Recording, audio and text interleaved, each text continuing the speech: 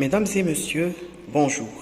Ravi de vous retrouver lors de cette vidéo pour vous présenter un nouvel ouvrage intitulé Chimie physique de Philippe Courrière des éditions Masson. C'est un ouvrage fort intéressant, la chimie physique de Philippe Courrière, professeur à l'université Paul Sabatier de Toulouse, avec la collaboration de Madame Nepveu, professeur également à l'université Paul Sabatier de Toulouse. Donc c'est un ouvrage qui entre dans la collection, bien sûr, des ouvrages des abrégés de pharmacie. Voilà la table de matière. Donc la première partie, l'atomistique et liaison chimique, des notions préliminaires sur la structure de l'atome, la constitution de la matière, les atomes et les molécules, les lois de combinaison chimique et la nature atomistique discontinue de la matière, ainsi que la notion de la mole, la masse molaire, le volume molaire et ainsi de suite. Le chapitre 2, les constituants de l'atome, donc l'électron, la discontinuité de l'électricité, les caractéristiques de l'électron en mécanique classique, noyau atomique, les expériences de Rutherford et ainsi de suite. Le chapitre 3, la structure de l'atome, les insuffisances des théories classiques, le spectre de l'atome d'hydrogène, les modèles classiques, les insuffisances des théories classiques, les fondements de la théorie quantique, corpuscules et ondes associées, les bases théoriques de la mécanique quantique, les valeurs propres et les fonctions propres, l'atome d'hydrogène, l'équation de Schrödinger et ainsi de suite. Le chapitre 4, donc, la classification périodique des éléments, les 18 premiers éléments, la règle des 18 électrons, la règle de l'octet, la règle de Dewey, le tableau périodique, les classifications et les propriétés physiques et chimiques.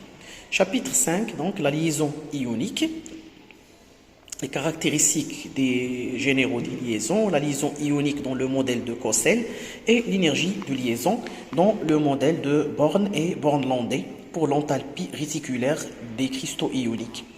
Le chapitre 6, la liaison covalente, donc les hypothèses de Lewis et Langmuir, les possibilités énergétiques d'une liaison, les notations de Lewis, la forme des molécules, la théorie de Gillespie, les modèles symétriques, la molécule d'hydrogène, le principe de la théorie des orbitales moléculaires, LCAO, théorie des combinaisons linéaires des orbitales atomiques, l'aspect énergétique, la liaison covalente simple, liaison multiple et les orbitales moléculaires bien entendu, l'énergie à caractère liant, le diamagnétisme, paramagnétisme et la structure électronique, les molécules hétéronucléaires, les moments dipolaires, les caractères ioniques partiels de liaison covalente, la polarisabilité et le pouvoir polarisant.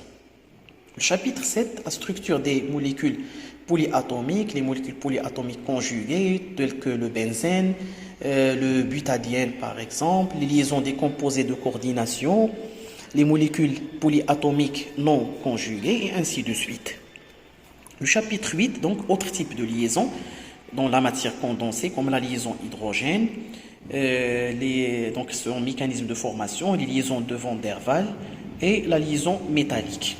Chapitre 9, donc les cristaux ioniques, les cristaux moléculaires, les principes de cristallographie et cristallochimie, les expériences de Lau et Friedrich, les indices de Miller, les cristaux bien sûr moléculaires et les cristaux métalliques. La deuxième partie donc traite la réactivité, notamment la réaction chimique, donc le chapitre 10, la thermochimie, le langage thermodynamique, l'énergie libre, l'enthalpie libre, l'énergie interne, le premier et le deuxième principe de la thermodynamique, l'entropie, et ainsi de suite. Le chapitre 11, les équilibres chimiques, donc la loi d'action de masse, les équilibres chimiques, les facteurs de l'équilibre, les règles de phase, les équilibres de précipitation en solution aqueuse, bien sûr. Le chapitre 12 donc, fait l'objet de la cinétique chimique, notamment les caractères généraux, la vitesse d'une réaction, définition, les réactions radiochimiques, les réactions photochimiques, les réactions hétérogènes et homogènes et ainsi de suite. Le chapitre 13 donc, fait l'objet de la catalyse homogène et la catalyse hétérogène, la photocatalyse, la catalyse acido-basique ainsi que la catalyse d'oxydoréduction. ainsi que quelques rudiments sur l'absorption, bien sûr chimique et physique. La troisième partie traitant les solutions, donc les équilibres acido-basiques, le chapitre 14, les constantes d'ionisation, le pH, le rôle de solvant, les solvants aqueux, bien sûr les solvants organiques et les films nivellants, les forces des acides et des bases, calcul de pH des solutions aqueuses, les solutions tampons, les solutions acides dans le modèle d'Arrhenius, de Bronsted-Lowry ainsi que Lewis, l'équation de Anderson-Hasselbalch, les applications des équilibres acido-basiques dans le dosage volumétrique et la titration acido-basique qui jouent un rôle donc très important en chimie analytique.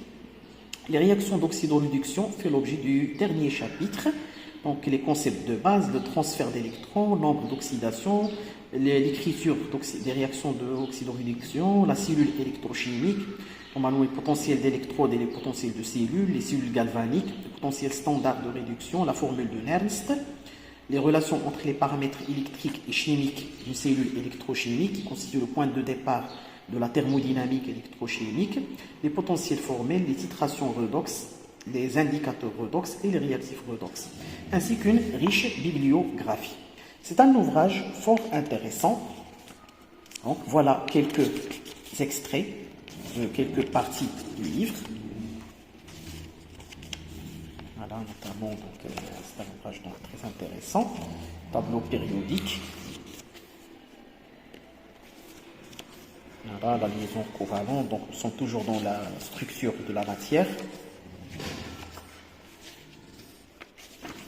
Là, la deuxième partie donc, de la thermochimie. Donc, voilà la partie de la réactivité chimique, notamment la thermochimie. Premier principe, la thermodynamique, les applications au système chimique, les enthalpies de formation, les énergies de liaison.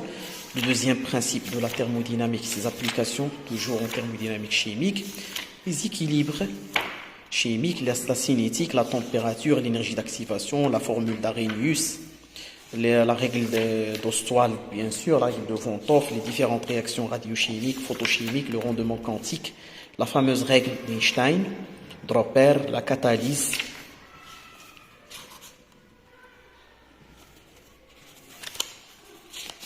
Voilà donc la troisième partie. Donc,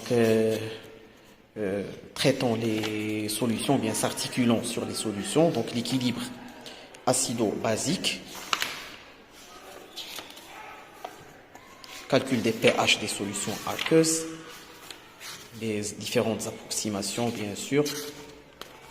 Voilà les réactions d'oxydoréduction,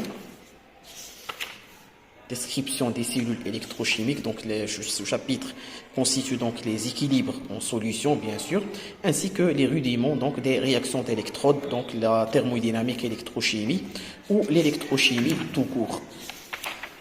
Voilà la formule de Nernst, donc la formule de base de la thermodynamique électrochimique.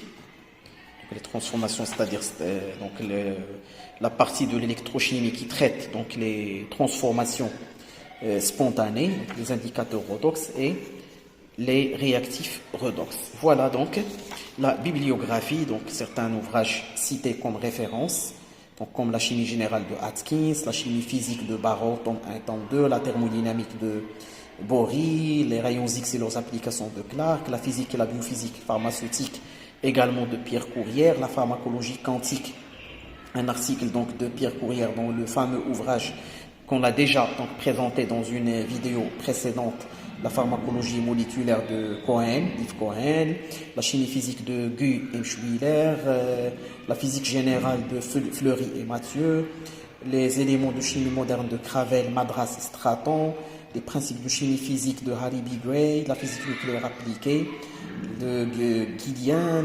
Quantitative Chemical Analysis International Student Edition de Harris, et ainsi de suite. Nous arrivons à la fin de cet ouvrage de 241 pages. Nous espérons qu'il soit à la hauteur de vos espérances. Donc, merci pour votre attention et attendez-nous dans une autre vidéo. Et n'oubliez pas donc de vous abonner et activer la cloche des notifications pour donc recevoir les différentes nouveautés, notamment les présentations des ouvrages scientifiques ainsi que les leçons de physique et chimie, donc programmées pour la deuxième année baccalauréat, ainsi que donc l'enseignement universitaire. Merci et à bientôt.